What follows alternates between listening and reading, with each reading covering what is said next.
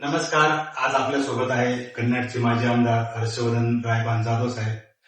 आज आपण त्यांच्याकडनं 14 ऑगस्टला होणाऱ्या भव्य रॅली आणि संत एकनाथ रंग मंदिरमध्ये होणाऱ्या भव्य कार्यक्रमाची संकल्पना नेमकी काय आहे आणि इतिहासातल्या चुका पुन्हा पुनरावृत्ती होऊ नये आणि अखंड भारत ही संकल्पना नेमकी काय आहे ते आपण दादाकडनं जाणून घेऊया. आपल्या सोबत आहे कन्नडचे माजी धडाडीचे आमदार हर्षवर्धन जाधव साहेब. दादा, स्वातंत्र्यपूर्वीचा भारत आणि आजचा भारत कोणते धडे आपण इतिहासातून घ्यायला हवेत?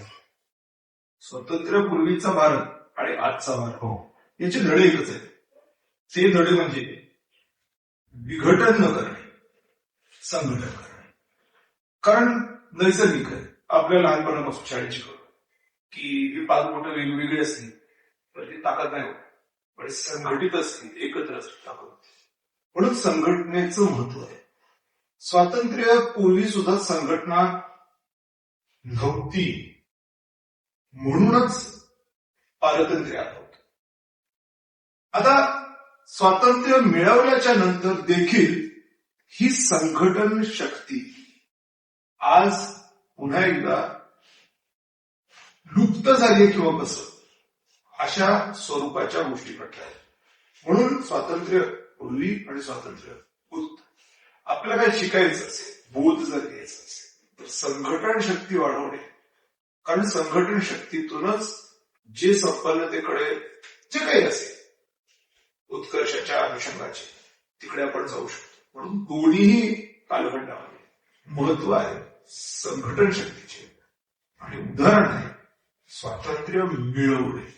संघटन जे शक्तीतूनच मिळाले स्वातंत्र्य, पण ती संघटन शक्ती मिळवायला 200 वर्ष लागली. आणि आता संघटन शक्तीतून जे मिळालं त्यालाही लूप करण्याच्या दृष्टिकोनात पुन्हा ही संघटन शक्तीची आज आवश्यकता आहे. सो बोध एकच आहे. छत्रपती शिवाजी महाराजांचा आणि वीर सावरकरांचा विचारांचा अखंड भारत नेमका कोणता? कोणता आपण काय विचार होते त्यांचा? बेसिक विषय असा आहे की माती जी आहे तिचा जो सुगंध आहे तो सुगंध यांना येत होता. आणि म्हणून त्या मातीसाठी, त्या सुगंधासाठी पर्याप्त गोष्टींच्या अनुषंगाचं त्याचं कार्य होतं. तो सुगंध टिकायला हवा असं म्हणणं होतं. आज पुन्हा एकदा ते चॅलेंज होतंय की काय अशा पद्धतीचा विषय पुढे येतोय. आणि म्हणून पुन्हा एकदा छत्रपती शिवरायांचे आणि वीर सावरकरांचे विचार पुढे घेऊन जाण्याची आवश्यकता आहे.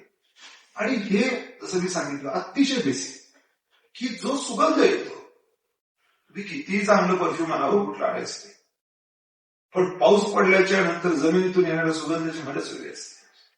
तो मातीचा सुगंध, ते ओरिजिनल आणि ओरिजिनल.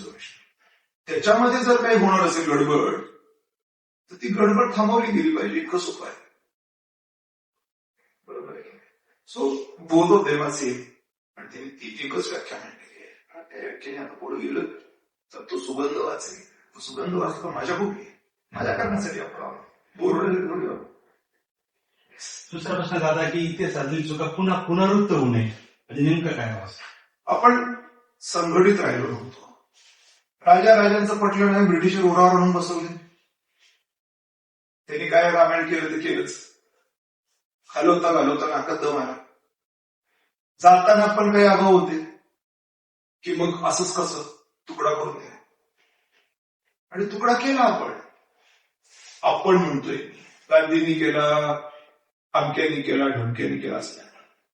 आपण केला. आणि ती चूक परत होता का म्हणे.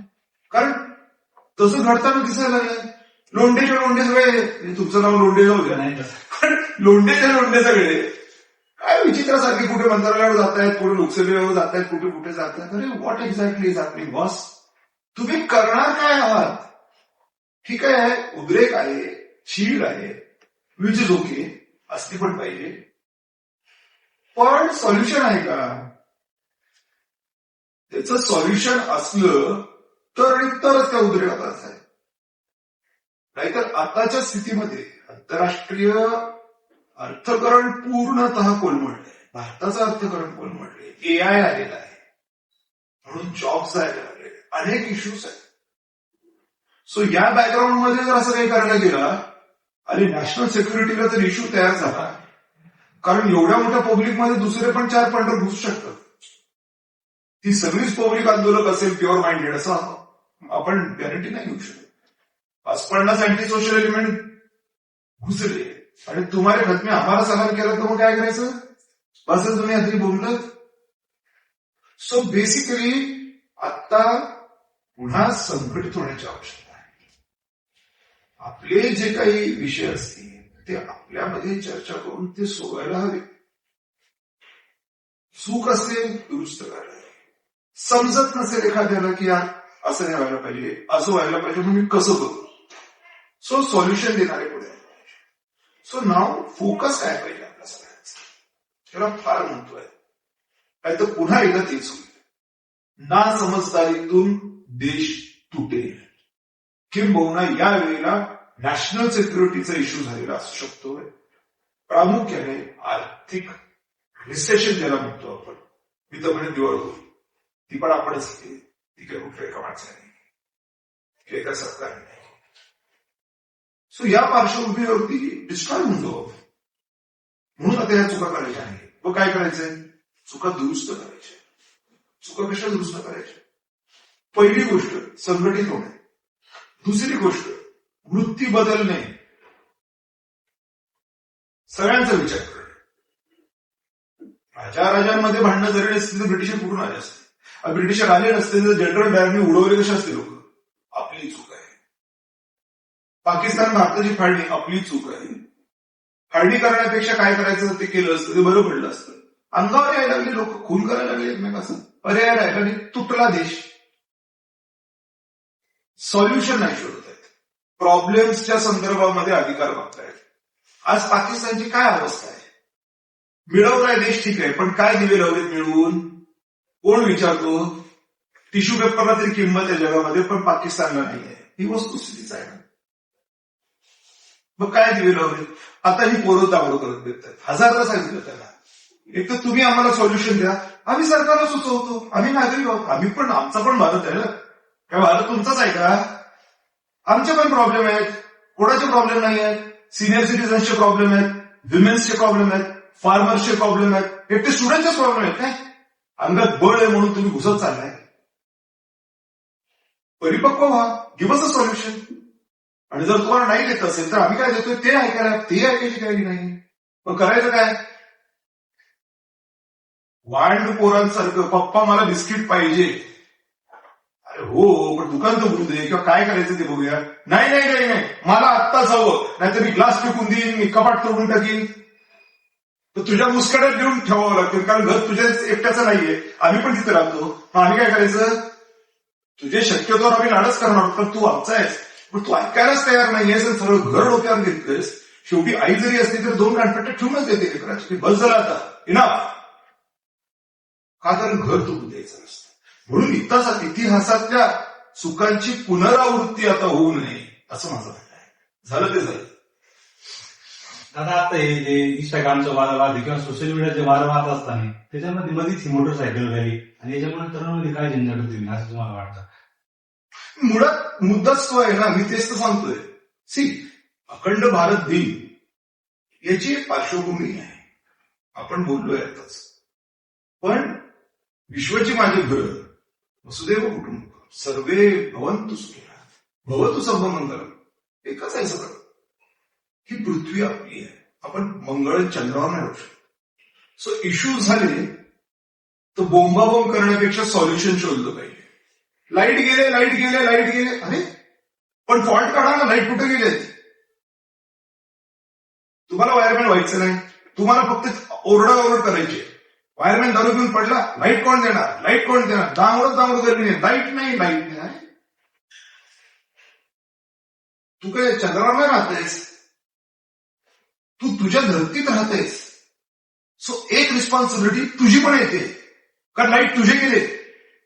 तो वायरमॅन पिला असेल आणि पडला असेल कुठे गटरीत, पण आज तुझं घर धोक्यात आहे, लाईट नाहीये. तू बदलू शकतोस ना वायरमॅन.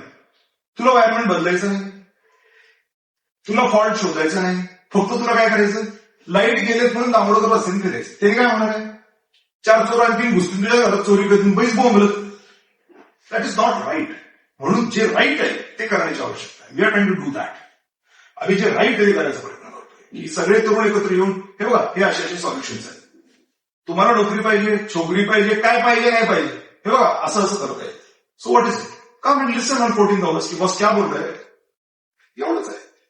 मनमोकळ्या पद्धतीने दादा आपल्याला उत्तर देत आहेत आणि यावर त्यांनी दुसरे प्रश्न घेऊन आपण आता पुढे जाऊया.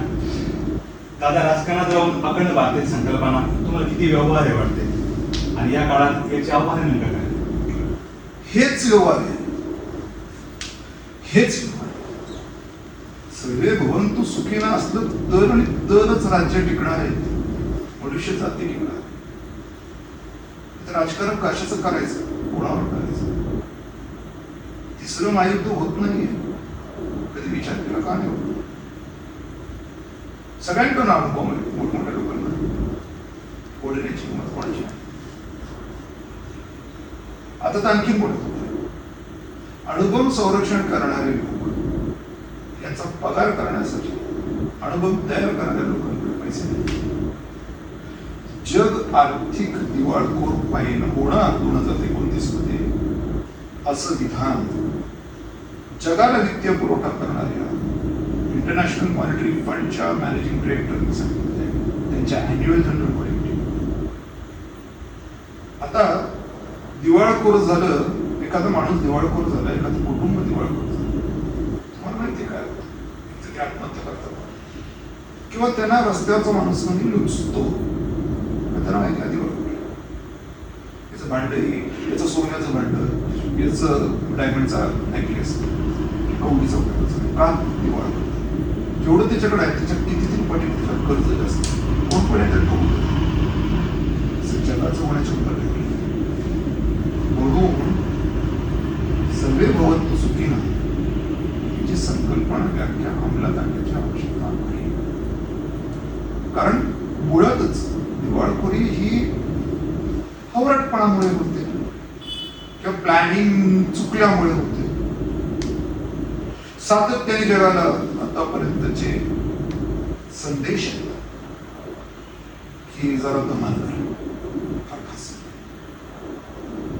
त्याच्यात तंत्रज्ञानाचे चॅलेंजेस आहेत, जसं एआयचे चॅलेंज आहे, एक्सटर्नल फोर्सेस आहेत, याच्यामध्ये क्लायमेट चेंज.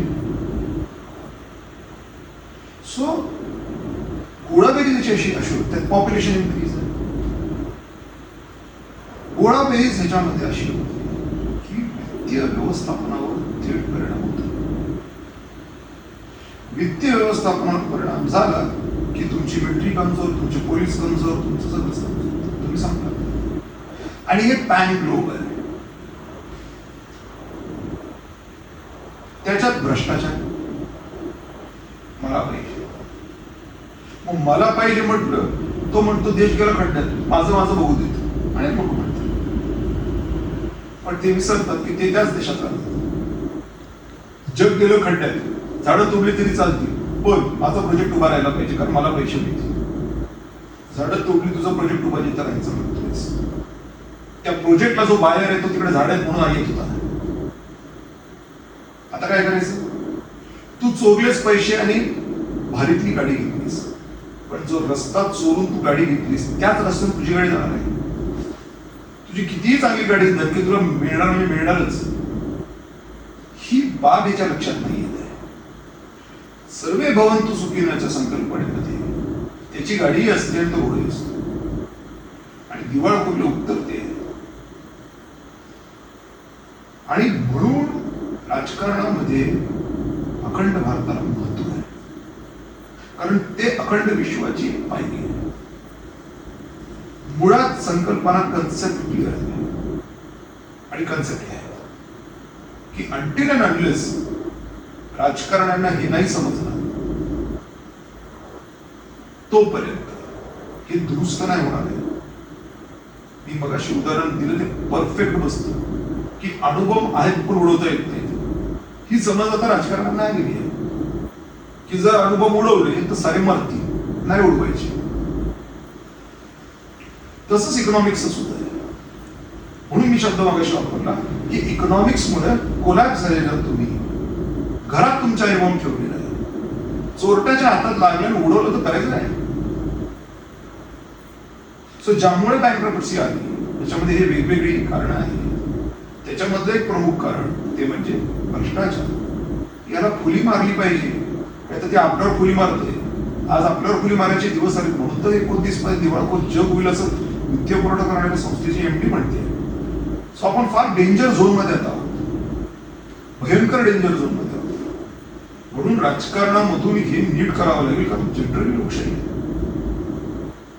क्वचितच 1-2 देशांची ते लोकशाही. लोकशाही म्हणजे काय? राज्य. राज्य लोकांचं राज्य, त्याची नीती. ते राज्य कोणत्या कारणासाठी आहे म्हणजे राजकारण, राज्याचं निर्मितीचं कारण, राज्य चालवण्याचं कारण राजकारण. हे वेगळ्या डायमेन्शनला राजकारणाची परिभाषा घेऊन म्हणून हा बोलतो. म्हणून राजकारणात त्याला महत्व आहे. अखंड भारत केलास, अखंड विश्व केलंस, सर्वे भवंतु सुखी जी कन्सेप्ट अंमलात आणलीस, झाले अजरामर सुखी झालं. कन्सेप्ट क्लिअर झाला की अनुभव असताना सुद्धा फोडता येत नाही, अनुभव तयार करायचे नाहीत. माझ्या सुरक्षेचा प्रश्न आहे, तसाही काय सुरक्षेचा प्रश्न शिवशिकला पाहिजे ते नाही करायचं. सो नाही करायचं ही जागृती कधी येणार तेव्हा राजकारणी त्या पद्धतीने बोलायला लागतात. काय शिकवतात राजकारणी? असं म्हणतो की मी जर सरपंच झालो तर वित्त आयोग माझा, मी पंचायत समिती झालो तर वित्त आयोग माझा, मी आमदार झालो तो ओकेच झाला सगळा कार्यक्रम. काय हॉटेल, काय डोंगर, समजा अगदी ओके मध्ये. काय ओके मध्ये? आता काय ओके मध्ये चाललंय जे चालू ते की पोरं तुमच्या घरात घुसले होते, काय ओके राहील? ते ओके आहे तेव्हा डोंगर बरे वाटले, आता काय करायचं? आणि तुमच्याच घरात घुसतील, बाकीच्यांच्यामुळे पोर घुसणार नाही, तुम्ही सत्तेत बसला. सत्तेत कोणत्या प्रवृत्तीची माणसं आहेत? जी प्रवृत्ती जनकल्याणाची असेल. बरं पुन्हा सांगतो, पार्श्वभूमी बँकरप्सीची, मग काय करायचं? चढेंजर झोन. सगळीकडून कोंडीत सापडलं काही होऊ शकतं. सगळेच काय ध्यानावर असं नाही, काही चक्रमही असतं. सुटलं ठोकलं तर काय करणार आहे? मनुष्य जात धोक्यात आलेली आहे. हा देश तो देश, हे राज्य ते राज्य नाही. सो त्या अँगलचा विचार करणारे राजकारणी हवे म्हणजे हवेतच, जे या पद्धतीने काम करते. अखंड भारत त्या पद्धतीची एक पहिली स्टेप आहे. त्याच्यासाठी काय करावं? पहिल्यांदा भारत स्ट्रॉंग करावा लागेल, मग तो अखंड भारत होईल, मग अखंड विश्व होईल. It is a process. For that हे एक अवेअरनेस नाही, गर्दी. सो ते तसं लिंक कर्णपुरा मंदिरच का, आणि कर्णपुरा मंदिरामधून अभिषेक करून भव्य आणि सुरुवात, ही संकल्पना नेमकी कशी आहे? भगवंताची आराधना केल्याशिवाय कुठलीही गोष्ट यशस्वी होण्यासाठी त्रास होतो. आणि आम्ही जी कन्सेप्ट घेऊन आता निघालो आहे, वसुधैव कुटुंबकमची इस्टॅब्लिश कन्सेप्ट आहे. म्हणजे विश्वची माझी इस्टॅब्लिश कन्सेप्ट आहे.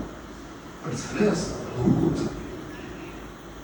फॅशन झाल्यामुळे वसुधैव, फॅशन झाल्यामुळे विश्वची माझी. It is not a fashion, it is actually what it is. त्याची आहे तेच आहे. मी आत्ता जे सांगतोय हेच तर नाही शर्मावली सांगतो, काय मी वेगळं सांगतो. मग हुकले कुठे ते चालू पालन होत नाही, फक्त टॅगलाईन होते. टॅगलाईन्स करून होणार, प्रॅक्टिकली प्रॅक्टिस करावं लागेल तेव्हा होईल. पण त्याच्यासाठी काय लागेल? त्याच्यासाठी भगवंताची आशीर्वाद आराधना आपल्याला त्यामुळे करावं लागेल. आणि म्हणून तुळजाभवानी जी महाराष्ट्राची कुलदैव तिथे जाऊन अभिषेक करणार की आम्ही ना विश्वची माझी भवतु सब मंगल बुद्धाच्या विषयी हे आम्ही करायचा प्रयत्न करतोय. देवी आम्हाला आशीर्वाद दे. आम्ही संकल्प करतो तुझा आशीर्वाद आम्हाला मिळावा आणि आम्ही या सत्कार्याला जे लागलोय ते आमचं सत्कार्य पूर्ण व्हावं आणि आमच्या सगळ्यांची उन्नती व्हावी, आमच्या पिढ्यानपिढ्यांची उन्नती व्हावी. आणि जेव्हा देवीला सापडत घालता अशा गोष्टीसाठी सर्वांच्यासाठी नाही, आणि देवी आशीर्वादच देणार. थोडेच म्हणणार की यांचं उद्या यांचं होऊ असं कसं मित्र सगळं त्यांचेच आहे. सगळ्यांना मिळू दे, सर्वे भगवंतु सुखी. तिला जे द्यायचं तेच मी मागतोय, संपला विषय. पण मग तिने दिल्याच्या नंतर शिवाजी महाराजांनी काय केलं? अभिषेकच केला होता. आणि मग तुळजाभवानी मातेने त्यांना तलवार दिली असं पण म्हणतो. फुकले, कापले, ठेवले जाते. हे त्याच पद्धतीचं आहे, त्याच डायमेन्शनचं हे स्वराज्यच आहे. छत्रपती संभाजीनगरच्या अशा ऐतिहासिक शहरामध्ये भव्य रॅलीचं म्हणजे काय संकल्पना आहे? जागृती. जेव्हा एवढ्या मोटरसायकल्स फिरतील, अखंड भारत दिन म्हणून चर्चा होणार. काय बाबा हे कुठं चालले पोट्टे एवढे? आता हे जे पोट्टे फिरत आहेत दांगोडकर रस्ते, हे काय प्रमोट करतायत? आमचं होत नाही, आमचं झालं नाही. कसं यांच्याकडे उत्तर नाही? आपण विचारलं ना, कसं सांगा आम्ही तुमच्यात गोंधळात आम्ही पण गोंधळ, पण त्यांना उत्तर नाही देता येत. ते लोक आहेत, त्यांचं म्हणणं आम्हाला फक्त गोंधळ करायचं. असंही झालं की त्यांना निमंत्रण दिलं नाही की तुम्ही या, आमचं काय म्हणणं ते ऐका, जॉईन अस. ते पण त्यांना करायचं नाही. भारत एकटा त्यांचा आहे का? नाही, आमचा पण आहे. आमचे पण इश्यूज आहे, मी बघायचे सांगितलं. आमच्याकडे इश्यूज असल्यामुळे आम्ही त्याच्यावर विचार केला, सॉल्युशन शोधलंय. तर ते सॉल्युशन काय आहे हे ऐकायला लोकांनी यावं म्हणून ही जागृतीची रॅली आहे. जागृत करणे हे जागृती. कशाबद्दल? Solutions to the problems. What? मी बताता माझ्या रॅलीत सहभागी होणार तर नेमकं तुम्ही काय म्हणणार? मी एवढंच म्हणेन की तुम्हाला जे काही इश्यूज येतात हे तुम्हाला एकट्याला येतच नाही. प्रत्येक सेगमेंट पॉप्युलेशनचं पॅन वर्ल्ड कुठल्या ना कुठल्या प्रॉब्लेम्स मध्ये आहे. आणि सर्वात मोठा प्रॉब्लेम जो आहे तो आहे जागतिक दिवाळखोरीचा. गव्हर्नमेंट काम नाही करू शकत आहे, त्याचा विरोधी मंडळी करत आहे, किंवा काही सिस्टीम फेलियर्स आहेत. याच्यामध्ये दोन गोष्टी आहेत. एक, पुरेसा पैसा नसणे. दोन, स्पिरिच्युअली अवेअर नसणे. आणि या दोन्ही गोष्टी करायच्या असतील तर त्याच्या संदर्भात बोललं पाहिजे की गव्हर्नमेंटला फायनान्स कुठून आणायचं, फायनान्स आणल्याच्या नंतर तो फायनान्स कुठे लावावा लागेल, आणि स्पिरिच्युअलिटी कशी आणावी लागेल जी प्रॅक्टिकल लाईफ मध्ये इम्पॉर्टंट आहे. सो तरुणांना मी आव्हान असं करेन की तुम्ही कन्सेप्ट तुमचा क्लिअर करून घेण्याच्या दृष्टिकोनातून, मला नोकरी पाहिजे, मला नोकरी पाहिजे, मला नोकरी पाहिजे. आम्ही पण म्हणतो की आम्हाला पण नोकरी पाहिजे, की आम्हाला काहीतरी वेगळं पाहिजे, पण मग ते मिळवायचं कसं? याच्या बाबतीमध्ये आपण जागरूक व्हायला पाहिजे, आणि जागरूक आपण स्वयं व्हायला पाहिजे. पण नाही होत आहे कारण की XYZ कारण आहे. मग कोणीतरी काही त्याच्यावरती सांगायचं म्हणतंय तर आपण किमान ऐकायला जायला पाहिजे. याचं काय म्हणणं आहे? विथ अ क्लीन माइंड असू दे ना. तुला आतापर्यंत कोणी काय फीड केलेलं आहे म्हणून तिथे कोण येणार आहे किंवा तो कोणाच्या लेवलवरती कार्यक्रम चाललेला आहे, बॅनरवरती चाललेला आहे, डझंट मॅटर. आपण आपल्याला एखाद्या एरिया आवडत नसेल, उदाहरण म्हणून सांगतो, पण तिथे चविष्ट भोजन मिळतं म्हणून आपल्याला ठिकाण माहिती जे आपल्या आवडीचं आहे, आपण जातो तिथे. आता त्या गुलबंडीमध्ये ते मराठा मटण खाणं आवडतं, बाजूला उतरी आहे, तरी पण लोक तिकडे जायचे. आणि नंतर तर असं म्हणायला की उतरी म्हणून ते जेवण चांगलं मिळतं, चविष्ट जेवण मिळतं, कारण उतरीचं वास येतं, ते ऍड होतं आणि ते मटण चांगलं लागतं. हे काय प्रकोप आहे बघा डोक्याचं. माझं म्हणणं आहे की तरुणांचे इश्यूज आहेत ना, तुम्हाला आम्ही आवडत नाही, तुम्ही आम्हाला उतरी समजता, इट्स ओके, पण आमच्याकडे काय मराठा मटण खाणं वाढेल, येऊन बघा. आवडलं घ्या, नाही आवडलं तुम्ही तिकडे, आम्ही इकडे. पण ऍटलिस्ट एक उत्तर काय आहे सिच्युएशनला याचा अभ्यास कोणीतरी मांडतंय प्रॅक्टिकली, ऐकायला काय हरकत आहे? बरं, तिकडे जाऊन तरी काय होणार आहे? पार्लमेंटमध्ये घुसले 10,000 पुढे काय? नाचणार, कुदणार, पंखे तोडणार, झालं. नोकरी मिळाली का? तुझं आंदोलन कशाबद्दल होतं? नोकरी मिळवण्याबद्दल होतं. पण तू घुसला तरी काय मिळालं तुला? तोडफोड केली तरी घरी आला, पुन्हा चक्री व्याज लागलं. IMFचं कर्जच आहे भारत सरकारला. तुला विकायचं, आम्हाला विकायचं, कोणाला विकायचं? That is not sensible. Sensible हे आहे की सॉल्युशन काय.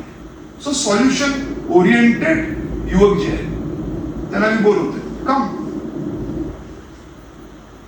क्या बोल रही है? जिसको समझ में आ गया, अगर पट गया कि नहीं यार ये बात तो सेंसिबल है, वो उठेगा और वहीं से चलेगा.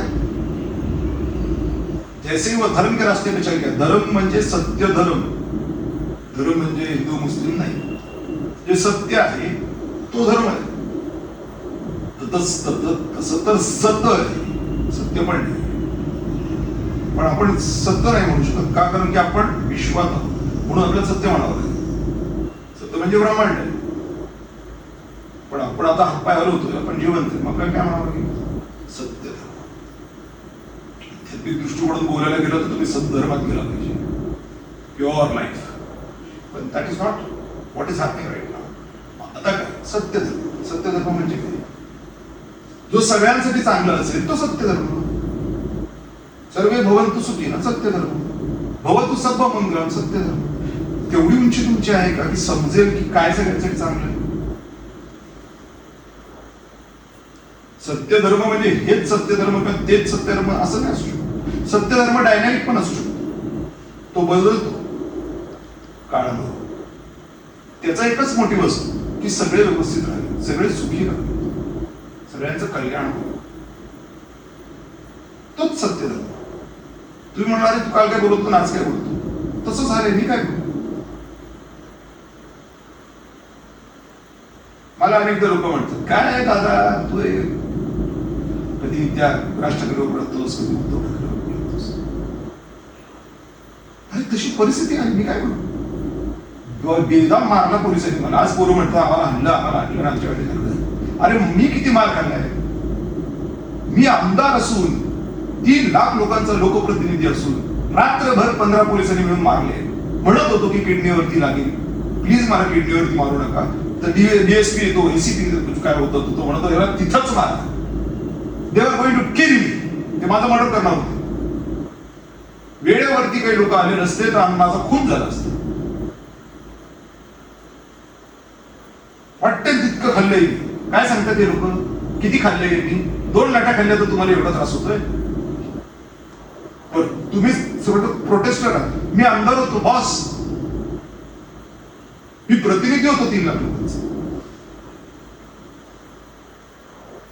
हे सगळं जेव्हा होतंय त्यावेळेला ज्या पक्षात मी काम करतोय त्या पक्षाच्या नेत्यांनी काय बोलायला पाहिजे?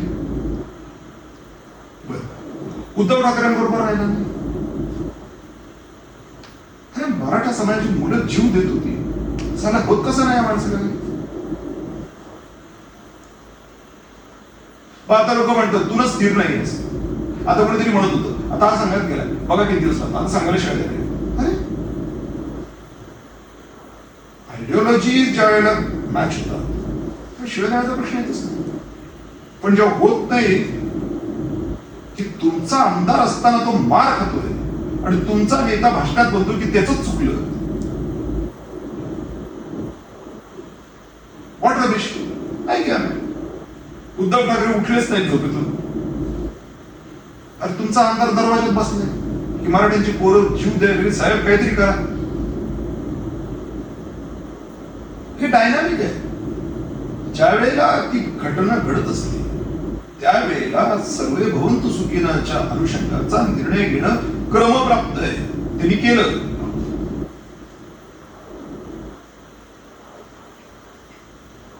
एवढ्या मोठ्या जनसंख्येचा प्रतिनिधी मार खातोय म्हणजे त्याला तिथे न्याय मिळायला पाहिजे होता, नाही मिळाला. मग सर्वे भवन्तु सुखी न झालं का? नाही झालं. रिॲक्ट झालं. मराठ्यांची पोरं जीव देत होती. सगळ्या जातींमध्ये मराठा जात पण आहे. सगळ्यांचं कल्याण होतं ते सुखलेत, मग त्यांचं पण कल्याण व्हायला पाहिजे. ते सर्वे भवन्तु सुखिनः. कारण सगळ्यांचं होतं मग हे का लटकलेत, यांना पण काढा पुढे. पण मग त्यांची पोरं जीव देत आहेत, मग काय करायचं? फेकला राजीनामा. लोक म्हटलं येडा आहे, आमदारकीचा राजीनामा देऊन टाकला. तर काय चाटायचं आहे ना? तुम्हाला गाडी चालवायला दिली, तुम्हाला चालवताच येत नाहीये, तुम्ही सगळं करताय पण ते होत नाहीये. कशाबद्दल बसलाय तुम्ही तिथे? तर तरुण पिढी इंस्टाग्रामवर वाद चालली, मीडियावर वाद चालली, रील्समध्ये वाद चालले असताना या रॅलीमुळं किंवा या गोष्टीमुळे देशप्रेम निर्माण असं तुम्हाला वाटतं? देशप्रेम निर्माण करण्याची ही धडपड आहे, जागृती करण्याची धडपड आहे. जागृत एकदा झाला माणूस की मग प्रॉब्लेम येत नाही. जागरूक म्हणजे काय? झोपेतून उठलेला. झोपेत असलं तर माणसाच्या अंगावरून रोड रोलर जरी गेलं तरी लवकर कळणार नाही, गाढ झोपणार नाही जास्त. झोपेतून उठलेला असं रोड रोलर समोर पळून जाईल, त्याचा जीव वाचेल. सो जागृतीचे हे प्रयत्न आहेत. सेकंडली, ही जागृती कशाबद्दल आम्ही करतोय? कारण आमच्या लक्षात आलेलं आहे की हे केल्याशिवाय गत्यंतर नाही. सो हे करायचं आहे का? कारण की पुन्हा एकदा विश्वाची माझी गरज, एक्झिस्टन्स ऑफ ह्युमन काइंड, मनुष्य जाताच. सो त्याच्यासाठी जे करावं लागेल ते करायचंच. आणि मला खात्री आहे की जेव्हा सत्य धर्म करतो, सत्य असतं ते कुसतं, ते कुठं ना कुठे हिट करतं. आज काही असू देत माझं, मी राजकारणात फेल असू देत, मला काय असायचं, माझ्याकडे कुठली संस्था असू देत, मी कुठंच काहीच नसू देत, पण एवढं मात्र मला जाणवतं की, म्हणजे मी तुम्हाला उदाहरणच देतो की डायव्हर्सचे माझं आणि संजना मॅडमचं केस चालू आहे, शेवटच्या टप्प्यात आहे. तर मॅडम पण बाहेर स्टूलवरती बसावं लागतं, स्टूलवर आपला नंबर झोपले, कोर्टात पुकारल्या जात नाही. त्या कोपऱ्यात बसलेल्या होत्या आणि मी आत बसलेलो होतो. तर पुकारा होईपर्यंत मग गर्दी खूप वाढली, तर म्हटलं आपण बाहेर थांबू, कारण गर्दी वाढली, आपण बसले उठले, जरी आपला नंबर असला तर येणार. ते बाहेर आल्या लोक माझ्याकडे आले आणि आमदार साहेब म्हणाले. आता मी आमदार आहे काय? आमदार ती बाई आहे, एकट्याच मॅडम बसले होते कोपऱ्यात. मग नेमका आमदार कोण? बाहुबली का तो दुसरा बल्लाळदेव? हे प्रेम मला जनतेचं मिळालं आणि हे सिम्पली याच्यामुळे मिळालं की मी कधीच राष्ट्रधर्म सोडून दुसरं काही केलंच नाही. मी जन्मता तसाच आहे, कोणी पांगळा कोणी डोळा, तसं मी राष्ट्रप्रेमी. काय करणार? Manufacturing for. ही अखंड भारताची संकल्पना आहे, ही नेमकी एक दिवस रॅली, एक दिवसात दिखावा, एक दिवसासाठी प्रेम, ही वर्षभर किंवा कायमस्वरूपी चालणारी चळवळ आहे. आपण संकल्प जो घेतोय देवीचा, तुमचा मगाचा प्रश्न होता की तुम्ही देवीकडे का, आणि मी त्याला उत्तर दिले की आराधना करतोय, कारण हे आमचं आता लाईफ पर्पज आहे, हे ध्येय आहे. कारण हे गाठल्याशिवाय मनुष्य जात एक्झिस्ट करणार नाही असं आमचं मत आहे. आणि नुसतंच मत नाही, टेक्निकली त्याला एव्हिडन्स आहे. IMF 2024 annual general body meeting, chapter 4, Kristalina managing डायरेक्टरचं भाषण गुगल उघडलं आणि वाचलं तर त्या म्हणतायत की 29 पर्यंत कर्ज बाजारी जग होऊन बुडणार आहे. मग जग बुडणार आहे तर जे अनुभव ठेवले त्याचं संरक्षण कोण करणार? आणि 4 चक्रम जर आले आणि त्यांनी उडवले तर जग वाचणार का? आपण टाइम बॉम्बवर बसलोय. याचं सोल्युशन काय आहे? भवतु सब्ब मंगलमची जागृती. लोकांना समजलं पाहिजे की बंधुभाव जागृत केल्याशिवाय पर्यायच नाहीये. सगळ्यांचं एकत्रीकरण करून अपलिफ्टमेंट करावं लागेल. सकारांचा अपलिफ्टमेंट आणि तुकारांचा अपलिफ्टमेंट नाही असं जर केलं तर हे चित्र निर्माण होतं जे आत्ता निर्माण झालेलं. म्हणून पर्पज जो आहे हा यशस्वी झाला पाहिजे, म्हणून पूजा आहे, म्हणून आराधना आहे. या जन्मात किंवा पुढच्या, या जनरेशन किंवा पुढच्या जनरेशन. अटलजींचं एक भाषण खूप गाजायचं, जेव्हा 2च खासदार त्यांचे होते. मी त्यांच्या स्पिरिटच्या बद्दल बोलतो, त्यांच्या पक्षाच्या बद्दल नाही. कमल खिलेगा सूरज उगेगा, हा जो त्यांच्यामधला आशावाद होता. शिवाजी महाराजांना ज्यावेळेला जिजाऊंनी तयार केलं की तू लढ, 4 लोक म्हटले डोक्यात फरक पडलाय काय? सगळ्या बाजूनी मुघल आहेत, पक्षी पण त्यांच्या इजतीने हलत नाही. त्यांनी हे काय करण्याची बाई चक्र पोरग बघितलं तर 5 फूट 2 इंच, आणि हा काय लढणार तो मुघलांची? करावंच लागतं. करणार काय? त्यांना ती समज होती, जागृती होती की बॉस मी हे केलं नाही तर कोणी करणार नाही, आणि नाही केलं तर सगळंच बुडणार, जे मला आवडणार नाही, विषय संपला. त्यांना ही गॅरंटी नव्हती की काय होईल. कोणाला होती? देवीची आराधना केली, महादेवाची पूजा केली की यार मला हे करून पाहिजे, कारण हे ना असंच आहे. सो त्यांच्या मनामध्ये कन्सेप्ट आला की स्वराज्य स्थापन व्हावे ही श्रींची इच्छा, कारण भगवंताची तीच इच्छा असते. डिस्ट्रक्शन ही भगवंताची इच्छा कधीच नसते.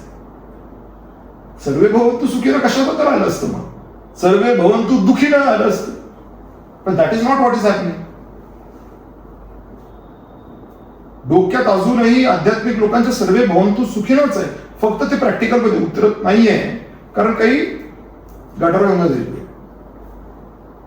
मला सांगा, सर्वे भवंतु सुखीनं आणि भवतु सब्ब मंगळम याच्यात अर्थात काय फरक आहे?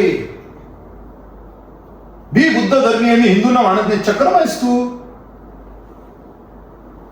कारण बुद्ध जे सांगतात तेच तर हिंदू लोक सांगतायत, फक्त भाषेतला फरक आहे. भवतु सब्ब मंगलम म्हणजे काय? सगळ्यांचं कल्याण. सर्वे भवंतु सुखीनं म्हणजे काय?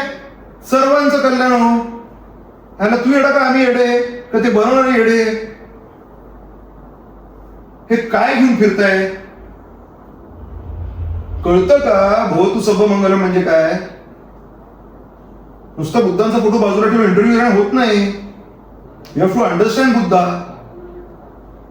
He's talking about well-being of everybody. How? हे कसं करणार आहोत आपण? That has to be devised. Materialistic form मध्ये सुद्धा आणि स्पिरिच्युअल फॉर्म मध्ये सुद्धा. पेशंट आलाय, दारू पित होता, सारखा अटॅक आला, अरे त्याला वाचवा, त्याला अध्यात्म सांगू नका.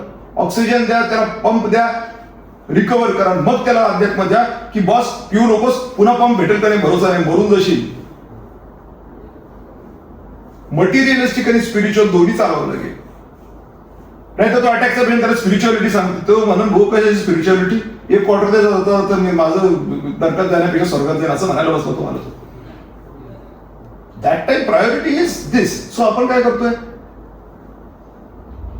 जगबुडी जी होणार आहे अर्थकारणामुळे ती वाचेल कशी याच्या संदर्भात स्ट्रॅटेजी डिवाइस करतोय. केली पीएम साहेबांनी केली, सीएम साहेबांनी त्याच्यावरती रूल्स काढलेत, चाललंय. बी कंटेंट ठोकणं चालू केलंय. We are working on it, actively working on it. पुरावा देईन. शाहरुख खानचा बंगला म्हणतात लोक, अरे ते आम्हीच काढले, तू नाही काढलं कुठे? आणि कशाबद्दल? तो काय आमचा जाती दुश्मन आहे? पण तो सरकारी प्रॉपर्टी फुकट राहतोय, इकडे मला विकत काय भेटणं झाले, मग त्याचे पैसे काढायला नको? कोण काढणार? तुला नोकरी द्यायची, सरकारच्या तिजोरीत पैसे असतील तर सरकारी नोकरी भरती होईल, तुला नोकरी भेटेल.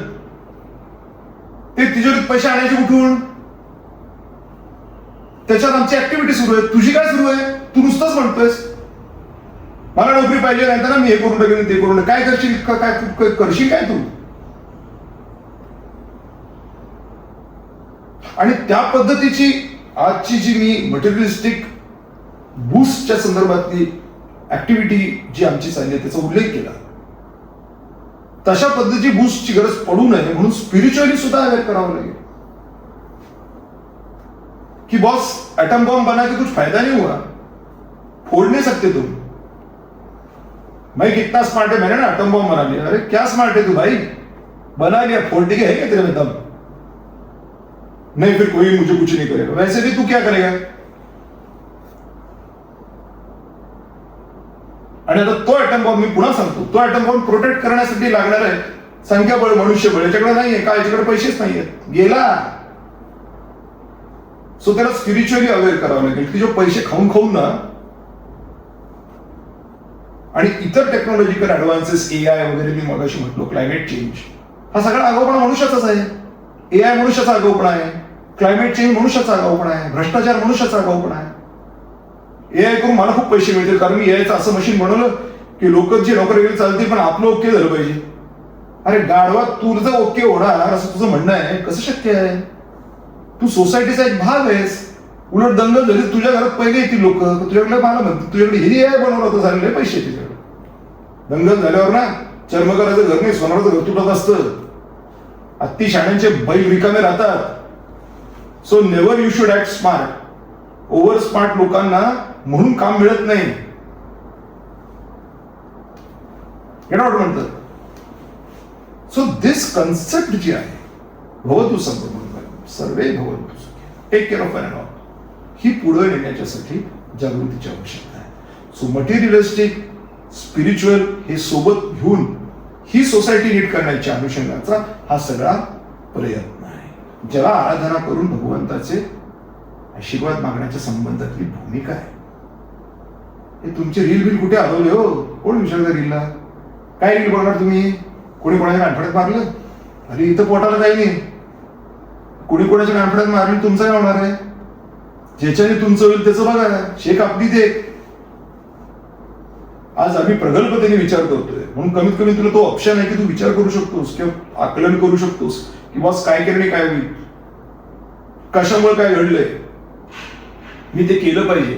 देणाऱ्याने देत जावे, घेणाऱ्याने घेत जावे, आणि एक दिवशी घेणाऱ्याने देणाऱ्याचे हातही घ्यावे. That's what we are trying to do. आज आमचं संशोधन, आज आमचे प्रयत्न हे येणाऱ्या पिढीने जर इन्कॉर्पोरेट केले आणि ते त्याच्यावरती चालायला लागले तर त्याला प्रॉब्लेमच राहणार नाही. काही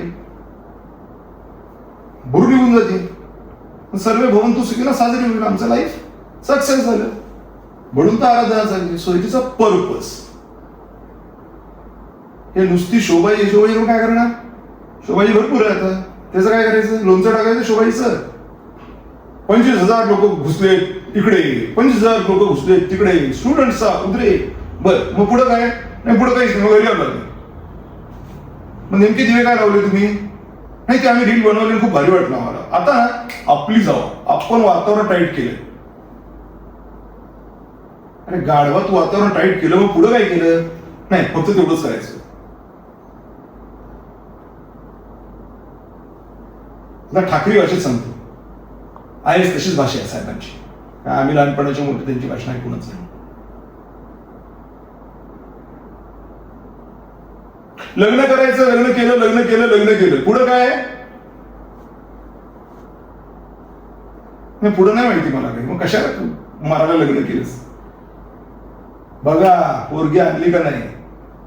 आपली ना हवा आहे, आपण लगे पोरगी आणली, ओके झाला कार्यक्रम. अरे हो, पण 15 दिवस झाले, महिना झाला, 4 महिने झाले, 8 महिने झाले, काय करायचंय? नाही मी फक्त पोरगी पण दुःखी. याला समजतच नाही करायचं काय. ती पोरगी 2 दिवस असेल, 4 दिवस असेल, 5व्या दिवशी म्हणून चालू काय आणलंय, जाईल निघून पत्नी गेली मी, की ह्याचं काहीच खरं नाही.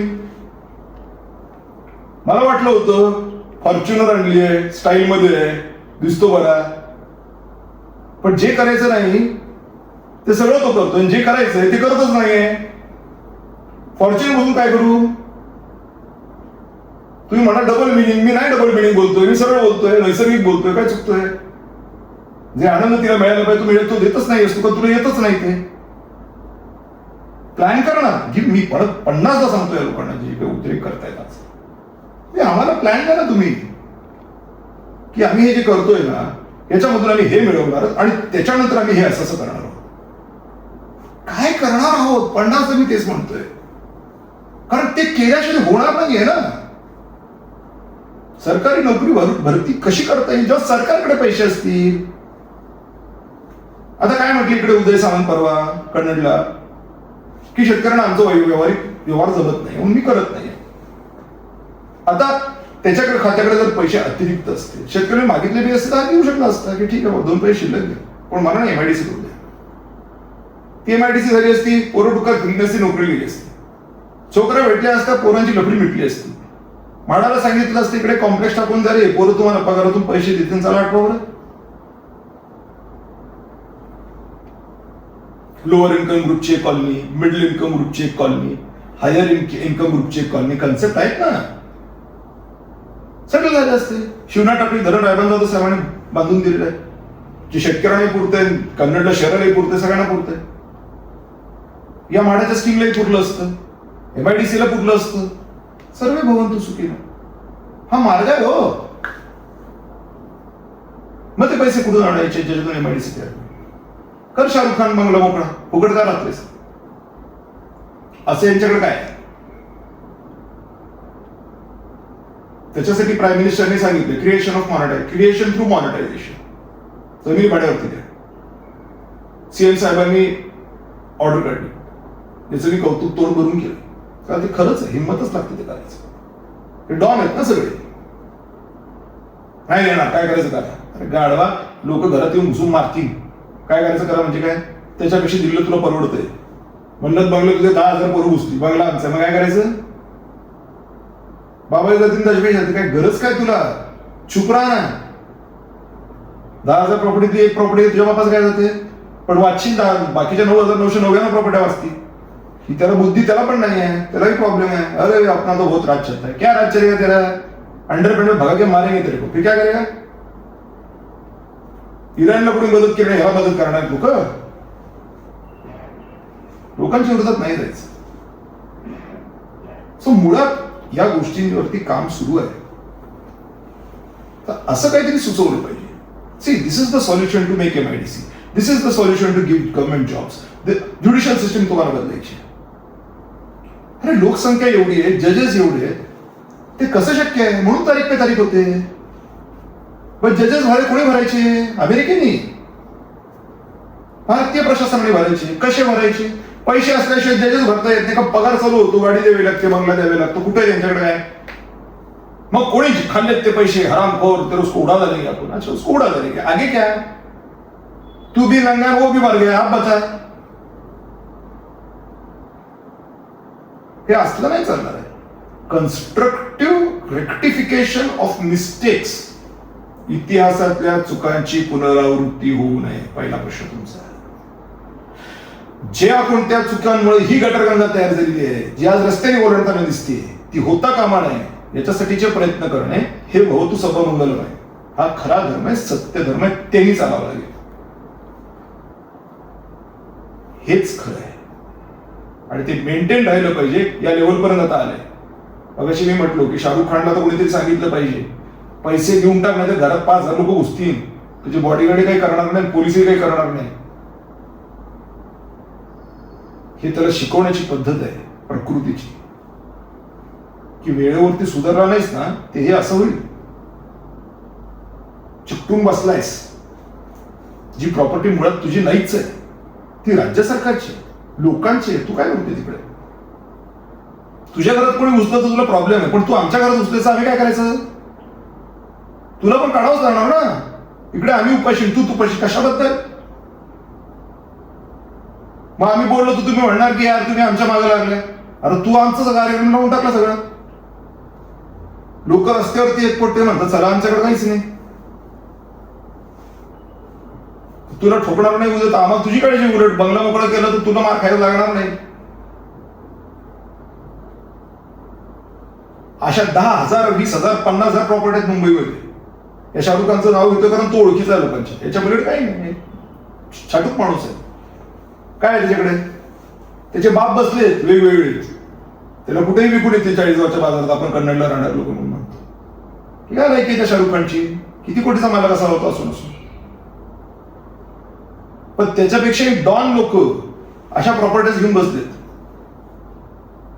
ताज hotel, gate of India, JW Marriott, काय अख्खं कफ परेड, जवळपास अख्खं जुहू, हे सगळे सिने कलाकार राहतात. काय पैसा आहे विचित्रासारखा, जो आपला आहे, जो आपल्याला मिळत नाहीये, तिथे हिट करावं लागणार. ते आम्ही करतोय. तुम्ही करताय का? तुम्ही बोंबलताय आम्हाला जॉब पाहिजे. अरे कुठून देणार हे पण सांगा ना. आम्ही त्याच्यावर ऑलरेडी काम करणं सुरू केलंय. मग ह्याची जागृती व्हायला नको की हे बघ असं असं चाललंय, हे तुझ्यासाठी चाललंय, तू पण याच्यामध्ये कॉन्ट्रीब्युशन कर ना. मग पण यार घेतो, ये बात तो सही है, तो बात तो सही है, तो कर तू भी, आजा. सब मिलके करते हैं, संघटित शक्ती. दादा स्वर्गीय रायबान दादा साहेब IAS होते. त्याच्यानंतर ते आमदार होते. त्याच्यानंतर आई साहेब आमदार होते, जयश्री जाधव साहेब, दादा मॅडम. त्यानंतर तुम्ही 2 वेळा आमदार होता. एवढा सगळा राजकीय वारसा असताना आता मध्येच ही भारत संकल्पना ही जी तुम्ही सामाजिक काय राबवताय, मग हा नवीन राजकीय स्टंट आहे काय? रायबान जाधवांनी कलेक्टर मुंबई असताना नोकरी सोडली आणि इकडे आले. चपराशीची पण कोण नोकरी सोडत नाही. सरकारी नोकरी म्हणजे लोकांना वाटतं देवापेक्षा मोठं काहीतरी आपल्याला भेटलं. हा माणूस मुंबईचा कलेक्टर होता, मुख्यमंत्र्याचा खासगी सचिव होता, राज्य हा चालवत होता. सोडून कन्नडला आणि जिल्हा परिषदेच्या निवडणुकीत लोकांनी पाडले, इतके महान लोक आहेत आपल्या कन्नड तालुक्यात. मुंबईच्या कलेक्टरला झडपीत पाडलाय. काय डॉन असतील आमचे पिशोर पाहायचंच काम नाही, काही करू शकतात. 100 पटकावलं. मात्र काय वाटलं असेल की अरे मी एवढं सगळं, माझी गालदेवाची गाडी सोडून मी आज तुकाराम मुंडेंची एवढी चर्चा होते. तुकाराम मुंडे तरी 56 वर्षे झाले, 2 वर्ष राहिले, आता बॅटिंग जरा जोरात सुरू झाली पब्लिकली. पण रायबान जाधव वयाच्या 40व्या वर्षी जॉब सोडतायत, जेव्हा त्यांचे 18 वर्ष शिल्लक आहेत. तुकाराम मुंढेंचं आणि रायबान जाधवांचं कुठंच कॉम्पिटिशन नाही होऊ शकत.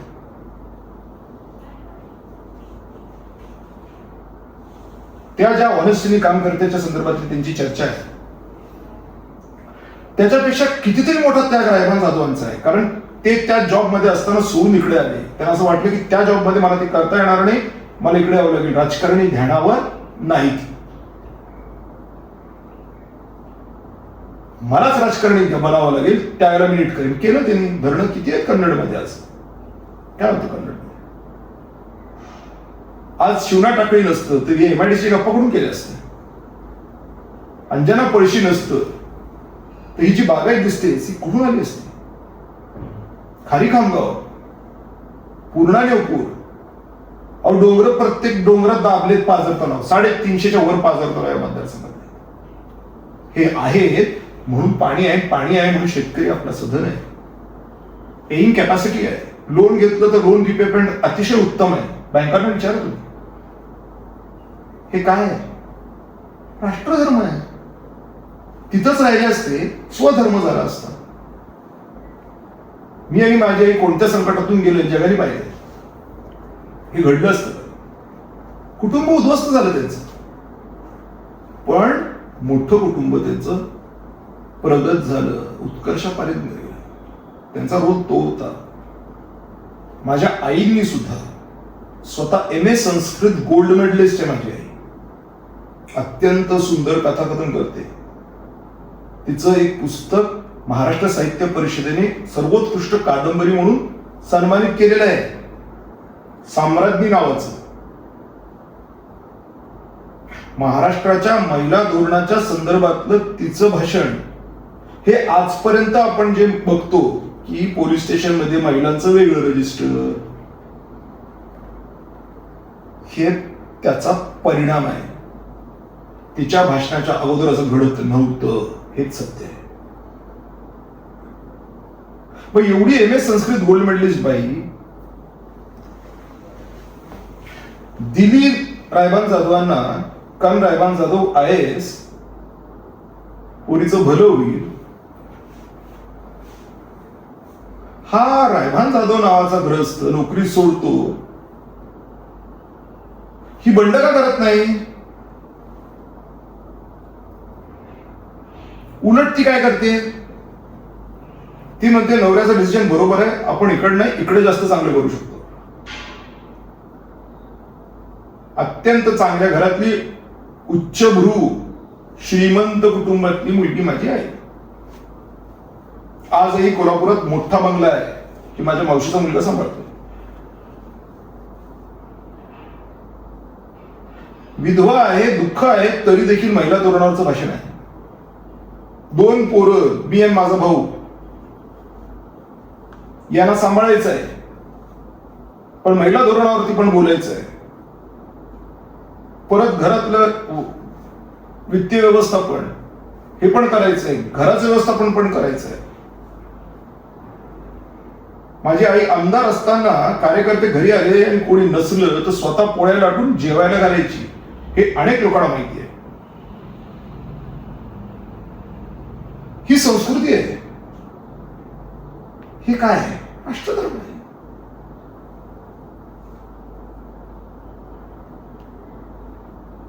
माझं तरी काय? लंडनला मी डिप्लोमा केला, पण मी जरासा फॉल्टी आहे थोडासा. मला वैताग आला होता. म्हटलं हे लोक ना राष्ट्रधर्माच्या लायकीचेच नाही. आपण किती राष्ट्रधर्म केलं तर चालेल, हे काही सोडणार नाही. म्हणून मी आपला लंडनला गेलो. आई म्हटली नाही नाही नाही नाही, 2 दिवसासाठी ये, आपण बघू काय करायचं. म्हटलं आई, गाढवा पुढे वाचली गीता आणि कालचा गोंधळ बरा होता, असे लोक आहेत. तू कशाला घालतेस मला त्याच्यामध्ये? जगू दे ना मला व्यवस्थित. बघितलं तुमच्या दोघांचं आयुष्य संपलाय, खराब झालाय. 51 वर्षे रायबान जाधव साहेब गेले हार्ट अटॅक. तुझं वाटोळ मी बघितलंय. कन्नड कारखान्यात तुझ्या विरुद्ध अविश्वास आलाय. तुला विधानसभेच्या निवडणुकीत पाडलंय. एवढं करून देखील हजारो महिलांना अंगणवाडीमध्ये लावले. आईने नोकरीला 1 रुपया पण आवडून घेतला नाही. बंगले झालेत त्यांचे, या अंगणवाडीच्या महिलांचे. पाडलं तुला. म्हटलं ग कशाबद्दल तुम्हाला हे सगळं करायला होते? आता मी लहान होतो, मला तेवढं नॉलेज नव्हतं. ते म्हणले तसं नाही आहे, आपण पडो किंवा निवडून येऊ, आपण राष्ट्रधर्मच करायचा असतो. त्याचा आणि निवडणुकीचा संबंध नाही, राजकारणाचा त्याचा संबंध नाही. राजकारण फक्त इन्स्ट्रुमेंट आहे, आयुध आहे. ते करण्यासाठी जे आपल्याला राष्ट्रधर्मामध्ये करणं आवश्यक आहे, तो हेतू नाही, ते आयुध आहे. कधी मिळेल, कधी नाही मिळणार. लोकशाही आहे, लोकांच्या डोक्यात आलं नाही. रायबान जाधवांना जिल्हा परिषदेतून पडावं लागलं. वाटलं तर त्यांना पण असेल ना की साला मी मुंबई कलेक्टर मला झडकीत पाडतायत, पागल आहेत काही लोक. पण रिॲक्ट नाही झाले. ठीक आहे, चला पुढची निवडणूक लढू. नाही आमदार केलं त्यांनी, धरणं बांधली, लोक खुश आहेत. माझ्या आईने मला तेच सांगितलं, मी तेच केलं. मग मला एक दिवशी लक्षात आलं की मी रोडवर आहे. आणि पुन्हा विचार यायला लागला की यार आपण चुकलो तर नाही. सगळ्यात प्रगत भाग सिंचनाच्या दृष्टिकोनातून महाराष्ट्रामध्ये आत्ता विकिपीडियावरची सर्च करा मोबाईलमध्ये, हा कन्नड आहे. सगळ्यात जास्त धरणं कन्नडमध्ये आहेत. तरी देखील नुकसान भरपाई, तरी देखील विमा. सकाळी आंदोलन करतोय 11 वाजता, दुष्काळ जाहीर झालाच पाहिजे, आणि संध्याकाळी 4 वाजता आंदोलन करतो, उसाला भाव मिळालाच पाहिजे. म्हणजे काय? आणि दोन्ही आंदोलनात मी आहे. याच्या पाठीमागची भूमिका काय आहे? की शेतकऱ्यांना 4 पैसे मिळाले, त्यांचा उत्कर्ष व्हावा, सर्वे भवन्तु सुखिनः. त्यांचा उत्कर्ष झाला, बाजारात पैसे येतील, व्यापाऱ्याचे चांगले धंदे चालतील. व्यापारी धंदे चांगले चालले, व्यापाऱ्याच्या दुकानात काम करणारा जो मुलगा त्याचा पगार वाढेल. त्याचा पगार वाढला, तो भाड्याच्या खोलीतून चांगल्या खोलीत येईल. हे लिंक्ड आहे सगळं. या लिंकेज मधून वसुदैव कुटुंबकम जे म्हणतो आपण, खरंच आहे. It is a link global village, ज्याला स्टाईलमध्ये म्हणतात आजकाल लोक. It is a global village. मनुष्यजात याच ग्रहावरती आहे, चंद्रावरती नाहीये. सो हे सगळं करून शेवटी माझ्या हातात काय ढेकळ. मला म्हणालो होतं यार काय केलं मी. दादा माझा मुळात प्रश्न पण मी ते पुन्हा तेच करतोय. पुन्हा काय करतोय? आज मी काही आहे का पदावर, पण मी पुन्हा काय करतोय? तुम्ही म्हटलं राष्ट्रधर्म ही नवीन कन्सेप्ट आहे. मी हे तुम्हाला सांगायचा प्रयत्न करतो इतक्या वेळेचा की ती आमच्यासाठी नवीन कन्सेप्ट नाही आहे. आम्ही तेच करत आलोय. राष्ट्रधर्म म्हणून रायबान जाधव इकडे आले. राष्ट्रधर्म म्हणून तेजस्विनी जाधवांनी विधवा असताना देखील जबाबदारीचं निर्वहन केलं. राष्ट्रधर्म म्हणून माझा कान धरून लहान होतो, मला लंडन वापस आणलं गेलं. राष्ट्रधर्म म्हणून मी काम केलं जे काम खरं म्हणजे खोटं आहे पण राष्ट्राच्यासाठी बरोबर आहे, तो माझा सत्यधर्म झाला. मी ते केलं. आणि आज मी कुठल्याच पदावर नाहीये, तरी पण मी राष्ट्रधर्मच करतोय. का? कारण माझा जीवनाचा हेतूच तो आहे, राष्ट्रधर्म. काय करणार आता कळालं? मग तुम्ही हे नंतर तुमचा कमबॅक आहे की स्टँड आहे? तुम्ही त्याला पॉलिटिकली काही म्हणा, मला काय फरक पडत नाही. It doesn't matter. माझा हेतू काय आहे? जो मी कर्णपुराच्या देवीला मागणार आहे, तो माझा हेतू आहे. हे करत असताना सिस्टीमला असं वाटलं की नाही यार, हा जे बोलतो ते सेन्सिबल आहे, याला एखादी पोस्ट देऊया म्हणजे हा जास्त इफेक्टिव्हली हे काम करू शकेल. You never know. आणि वाईट काय? हे असले कोणी गाढव तिथं जाऊन बसण्यापेक्षा एखादा अवेअर माणूस जर बसला तिकडे तर काय वाईट आहे? देशी दारूवरचे लोक जर का पोस्टवर जाऊन बसतायत, ते काय बोंब पाडणार आहे तिकडे नेमकी, जी समाजासाठी चांगली असेल? म्हणजे समाजासाठी चांगली असणारी मंडळी आहे ती जर घेतली त्या सिस्टीम मध्ये, हुकलं कुठे? हे वेगळ्या डायमेन्शनला बघा तुम्ही. हे काय हर्षवर्धन जाधव आमदारकी लढवतो, काय दिवे राहणार मी आमदारकी लढवून? मी जगाची इकॉनॉमिक सिस्टीम दुरुस्त करायला निघालेला माणूस आहे. हे कोण हरवले आमदार आणि बिमदार? त्यांच्याकडे काय आहे आज? हुक्के रंगी फिरतायत, काही नाही त्या विधानसभेमध्ये. विचारा संजनाबाईंना किती फंड आलाय, काय केलंय तुम्ही, काय दिवे लावले. काही ठिकाणी नाईलाजाने घरातनं पैसे टाकावे लागतात त्यांना, की किंवा तेवढी तरी इज्जत राहील. आज अख्खा कन्नड सोयगाव मतदारसंघाची अवस्था काय आहे तुम्हाला माझ्यापेक्षा जास्त माहिती. असं याचा हे करून काय करू, त्याच्यावरती माझं काम चाललंय. तो राष्ट्रधर्माने प्रेरित असा विषय आहे, पण त्या विषयाला पुढे घेऊन गेलं पाहिजे. त्या विषयाला जे समर्पक आहे ती सिस्टीम देईल मला, नैसर्गिकरित्या देईल म्हणतोय मी तुम्हाला. खरं सिस्टीमची पण तर आवश्यकता आहे ना. तुमची गाडी खराब झाली, तुम्हाला मॅकॅनिक लागणारच आहे, तो कोणीही असू दे. जर तो गाडी दुरुस्त करू शकत असेल तर बोलवावंच लागणार, बाबा एवढं दुरुस्त करून त्याचं आम्हाला पुढे जायचं. मग तुम्ही म्हणणार तुझं कमबॅक होतोय का? गाडी खराब झाली, तुमची बॉस तुम्हाला दुरुस्त नाही करता येत आहे. आता गाडी तशीच ठेवायची का दुरुस्त करायची ते तुमचा प्रश्न राहिला. मी तर म्हणणारच आहे तुमची गाडी दुरुस्त झाली तर मला बरं वाटेल. का? कारण मी भवतू सर्वमंगल मला आहे, मला आत्मिक आनंद मिळतो जर काही झालं तर. आता नुकसान भरपाईची शेकडो कोटी रुपये कन्नडला मिळाले, त्याच्यातला एखादा रुपया मला आला का? विम्याचे शेकडो कोटी रुपये मिळाले, मला आला का एखादा रुपया? जेवढा माझ्यावरती माझ्याकडे सातबार असेल तेवढेच पैसे मला आले असते, जे सगळ्यांना आले ते मला पण आले. पण याच्या व्यतिरिक्त काय आलं का? याच्यात काय आनंद मिळाला? लोक तिथंच प्रॉब्लेम आहे. लोक म्हणतात अरे हे काय झालं, त्याच्यापेक्षा ना दादाने असं करायला पाहिजे होतं, तसं करायला पाहिजे होतं, 2-4 कॉलेज 2-4 हे कन्नड सारा प्लॉट नव्हता दादा, काय स्वतःच्या हाताने स्वतः कचरा करून घेतला. म्हणजे लोकांचे डोकेच ठिकाणावर नाही आहेत. ठीक आहे आम्ही त्रास काढला, पण आज पण कुठे आम्हाला हे नाही म्हणू शकत की तुम्ही भ्रष्टाचार करते किंवा तुमच्यामुळे असं नुकसान समाजाचं झालं, नाही म्हणू शकत. आमचे कौटुंब उद्ध्वस्त झालं असेल, काय वाटोळं झालं असेल नसेल झालं, पण सार्वजनिक क्षेत्रामध्ये एक शब्दाने कोणी आम्हाला बोलू शकणार नाही की तुम्ही इथं चुकला का, तुम्ही इथं चुकला का, तुम्ही इथं चुकला. जेव्हा पोस्ट सोड होतो तेव्हा काम कसं करत होतो हे सगळ्या महाराष्ट्रात माहिती आहे. पोस्ट सोडली ती पण सामाजिक प्रश्नावरती सोडली. आमदार होण्यासाठी लोक मनोज जरंगेच्या पाया पडताना मी बघितलेत. का तो समाजाचा एका नेता झाला होता, पण असताना त्या समाजासाठी का? कारण कधी चुकलंय सगळं, मुलं जीव देत आहेत. राजीनामा देणारा हाच हर्षवर्धन जाधव आहे. याच्यापेक्षा मोठं प्रामाणिकतेचं आणि राष्ट्रधर्माचं काय उदाहरण द्यायचं तुम्हाला सांगा तुम्ही. धर्मेंद्र प्रधानचा राजीनामा घ्यायला किती दिवस लागले? हर्षवर्धन जाधव राजीनामा मागितला तरी होता का? आणि तुम्हाला सांगतो कुठली पण जात असू द्या, तिचा हा प्रॉब्लेम झाला असं मी ते केलं असतं. का? कारण कधी मला पटतच नाही की तिची डेड बॉडी, अरे 18 वर्षाच्या पोराची डेड बॉडी घरी येते, आत्महत्या करतोय म्हणून बरं वाटतं का ते? नीटच्या परीक्षेत गोंधळ झाला म्हणून आत्महत्या केली काही लोकांनी, त्याच्यावरती यांचं चाललंय आता. का नाही तुम्ही तिथे गेले, का नाही? अरे मराठ्याच्या पोरांनी पण जेव्हा आत्महत्या केली तेव्हा तू कुठं होतास? नाही मी त्यावेळेला लहान होतो. मग तू लहान होतास, आता का नाही जात? आता पण झाल्यात आत्महत्या. शेतकऱ्यांच्या वाटेल इतकी आत्महत्या झाल्या, तिथे जा ना.